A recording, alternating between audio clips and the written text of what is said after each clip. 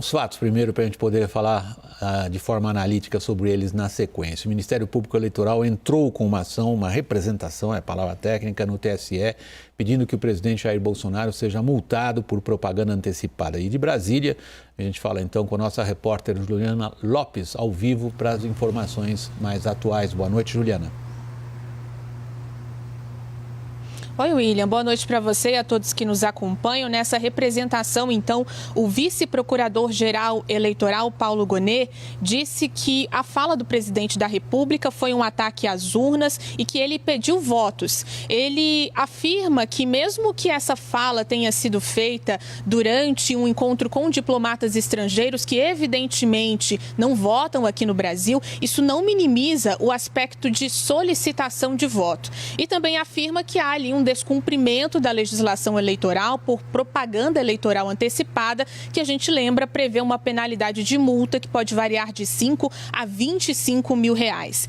O vice-procurador, ele é muito enfático em rebater ponto a ponto as falas do presidente da República e afirma que liberdade de expressão não é um direito absoluto e encontra limite na verdade. Hoje o YouTube informou que retirou o material do ar, isso também está na representação, esse pedido para a exclusão do material da internet, e o YouTube informou que foi por respeito à política de integridade eleitoral da plataforma. A CNN procurou o Palácio do Planalto, que ainda não se manifestou sobre esse assunto. Para a gente finalizar com outro assunto que também envolve propaganda eleitoral antecipada e vídeos do YouTube. Agora há pouco, o ministro Raul Araújo, do Tribunal Superior Eleitoral, também ordenou a exclusão de um outro material do ex-presidente Luiz Inácio Lula da Silva da internet, das plataformas do YouTube. É um material que mostra o ex-presidente num evento no dia 20 de julho, chamando o presidente Jair Bolsonaro de genocida. A justificativa é que ele teria praticado propaganda eleitoral antecipada negativa e com ofensas ao presidente da República. O YouTube e a defesa de Lula ainda não se manifestaram sobre essa representação. É com você. Obrigado, Juliana. Boa noite para você em Brasília. A gente vai para a análise, estamos com a participação. Agradeço a presença, a disposição de participar aqui da nossa roda do professor Marcelo Weick. Quase meu nome, né, Marcelo? Quase xará, né, William? Quase. Marcelo Weick, especialista em direito eleitoral, pela professora da Universidade Federal da Paraíba. Marcelo, boa noite. Nós temos um gesto de razoável significado por parte do Ministério Público. O Ministério Público que tem sido muito criticado quando se trata da relação com o Jair Bolsonaro. Desta vez, não. O subprocurador-geral vai em frente com uma representação. É iniciativa dele. Ele não está assumindo uma causa de algum partido ou de alguém que foi contra Bolsonaro. É o Ministério Público indo contra Bolsonaro. Qual é o peso disso? Bom, primeiro, boa noite a você, William, a Raquel, ao Caio, a todos que nos assistem. Na verdade, como você bem sinalizou no início da sua fala, foi um sinal de alerta, né? O Ministério Público Eleitoral, o professor Paulo Gonet, representa, no caso, o Ministério Público, que nada mais é, no processo eleitoral, fiscal da lei. Ele é imparcial, ele é equidistante, ele não está à mercê de nenhum partido político, coligação ou federação, e, portanto, ele analisa eventuais desvios dos candidatos e, a partir daí, ele propõe as ações, as representações, buscando eventuais deslizes aí desses candidatos. Essa é uma representação significativa porque é uma demonstração de que o Ministério Público não gostou daquela posição trazida pelo presidente Bolsonaro em convocar, na qualidade de chefe de Estado, diversos embaixadores do mundo inteiro e, a partir daí, fazer uma ode contra as instituições democráticas, em especial o sistema eletrônico de votação. Então, no momento em que ele propõe essa representação, buscando uma multa, que a gente sabe que é um valor irrisório, chega até 25 mil reais, mas ele está sinalizando o seguinte, olha, nós não iremos tolerar esse tipo de situação, né, reiterada dentro do processo eleitoral contra o sistema eletrônico de votação. Marcelo, só aqui uma ordem pela data vênia. Estamos numa roda, então não espere eu passar a palavra, tá? Nós estamos participando aqui todos juntos, mas você volta logo, a não ser que você queira falar a qualquer momento. Caio, como é que a campanha do Bolsonaro recebeu esse tiro de advertência? Eles já tinham, mais ou menos, pelo que eu senti, a informação de que isso poderia acontecer, que de alguma maneira a Procuradoria-Geral da República, o Ministério Público Federal queria e precisava se posicionar, uma vez que os governos passam, mas a instituição fica. Paulo Gonet, embora esteja ali embaixo do Augusto Aras, não é Augusto Aras, tem um perfil um pouco distinto até, né? Ele é até mais discreto, né? Bem mais discreto do que o Aras. Então eles tinham ali uma questão que já estava um pouco precificada, mas eu sinto ali também que é tanto tiroteio ali, de que eles são alvo, muitas vezes até por provocação até do próprio presidente Jair Bolsonaro, que eles deixam o barco tocar. Agora, tem uma situação dentro da campanha do presidente Jair Bolsonaro que eles não veem com bons olhos, não viram com bons olhos a reunião, acham que foi um tiro do pé, acham que foi negativa. Você está falando da reunião com os embaixadores. A reunião com os embaixadores que provocou essa ação judicial. Não é positivo, mas a campanha eu também estou sentindo que eles estão entrando em um outro momento, né? E ela fica nesse pêndulo entre o Bolsonaro ser o Bolsonaro e ignorar os conselhos do marketing da ala política, e também, às vezes, em que o Bolsonaro acolhe os conselhos da ala política. E isso acontece, essa balança, quanto maior o risco de derrota do presidente Jair Bolsonaro, menos ele obedece à ala política e o marketing. E agora, pelo que eu senti, é um momento de otimismo, quase de euforia ali na campanha. Estão vendo até a possibilidade de uma arrancada do presidente Jair Bolsonaro nas pesquisas, que aí acham que a tendência do presidente é se adaptar mais, se domesticar mais aos conselhos dos profissionais. A gente volta a isso. Eu vou ficar um pouquinho ainda nessa seara do que essa representação significa e qual é o papel da instituição Ministério Público nesse contexto. Afinal de contas, nós estamos às vésperas de uma mobilização cívica de considerável amplitude. Uma frente ampla, Raquel, criada no fundo pelo Bolsonaro contra si mesmo. Precisava o Ministério Público se posicionar depois de tantas críticas recebidas por arquivar processos ou não seguir adiante com o que muita gente achava que deveria se seguir? Por exemplo, com os achados da CPI da pandemia? Com certeza, William. Foi recebido com alívio, eu acho que não só pelo público externo, mas também pelo público interno dentro do Ministério Público. O procurador Paulo Gonet, ele cuida ali da sua biografia, como você colocou, e o professor também, ele dá uma advertência. Existe muito isso nas campanhas eleitorais.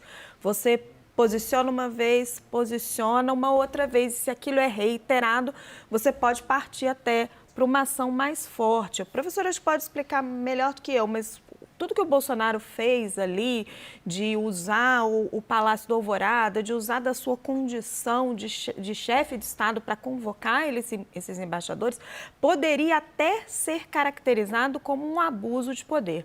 Que é uma conduta vedada e que poderia implicar até na cassação da chapa. Então, o procurador Gonet, ele vai um pouco mais suave, mas coloca o seu sinal de advertência. Marcelo, você consegue nos trazer com um pouco mais de detalhe essa questão? Por que o subprocurador não foi direto, por exemplo, para o que a Raquel acabou de mencionar, que provocaria uma manifestação do tribunal sobre a própria candidatura? Exatamente, William. A Raquel está perfeita na análise. Na verdade, quando se começa um processo eleitoral, é natural que você comece a fazer levantamento, né, de fatos a partir de representações, propaganda antecipada, e a partir daí você vai trazendo novos elementos, aquilo que a gente chama de conjunto da obra. Quando você tem elementos que podem caracterizar a gravidade, o que é a gravidade no processo eleitoral? Um conjunto de abusos, de desvios, de condutas vedadas, que possam, de fato, interferir no processo eleitoral, interferir, portanto, na vontade do eleitor e no resultado das eleições, aí você pode partir para as ações que nós chamamos de investigação judicial eleitoral, para apuração do abuso de poder econômico, o abuso de poder político, as condutas vedadas, né, que são ilícitos eleitorais que geram não só essa multa irrisória, como a gente estava tratando aqui, mas as hipóteses também de cassação de mandato, né, de registro, de diploma de mandato e até as inelegibilidades. Então, talvez esse primeiro ato trazido pelo Ministério Público é um sinal de alerta para dizer o seguinte, olha, se continuar nesta toada de ataques reiterados ao sistema eletrônico de votação, à instituição democrática e colocando em xeque uma tradição histórica que nós temos de boa gestão, boa administração do processo eleitoral, a tendência é ainda inclusive diante daquela decisão do ano passado,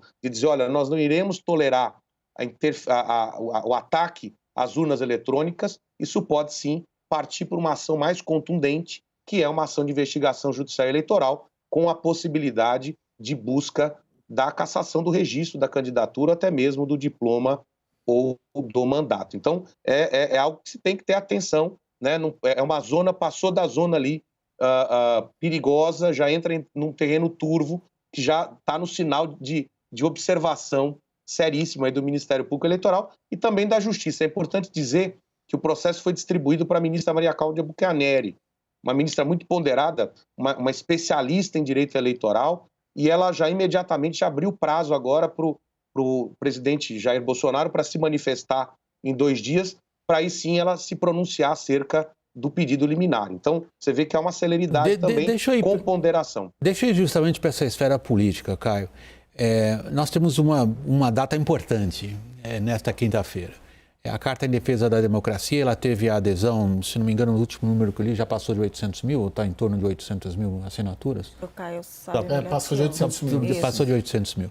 É muito mais que o número de assinaturas, é a diversidade das pessoas que aderiram a esse texto manifesto, manifestando um cansaço generalizado, um basta, né? Embora, claro, que a campanha do Bolsonaro diz isso aí foi a favor do Lula, independentemente disso, há uma sensação na sociedade de que o respeito à regra do jogo é fundamental.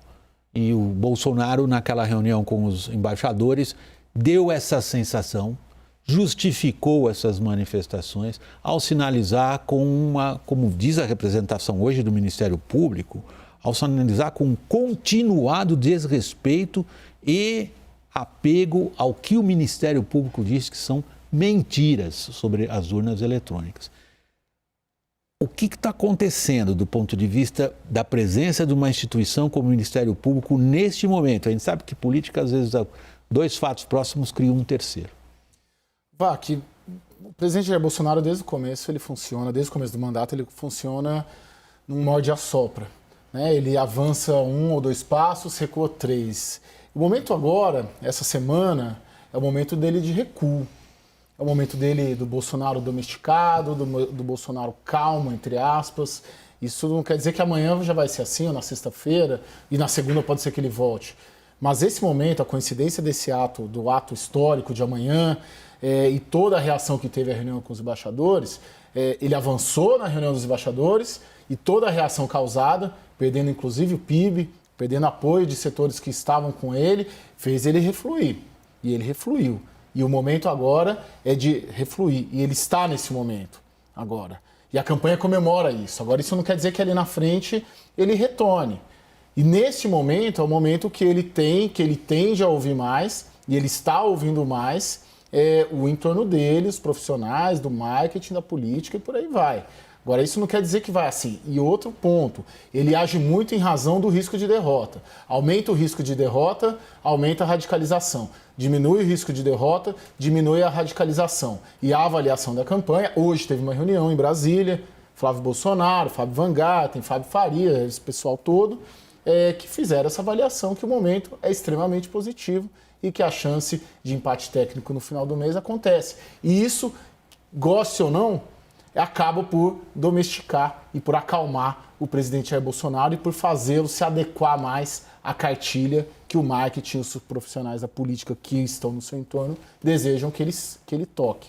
Raquel, a gente tem amanhã uma série de manifestações. Aproveitar a oportunidade agora, porque no restante da nossa pauta hoje a gente vai tratar de outros assuntos. A mobilização tem sido mais ampla do que inicialmente parecia, sobretudo por parte das entidades empresariais?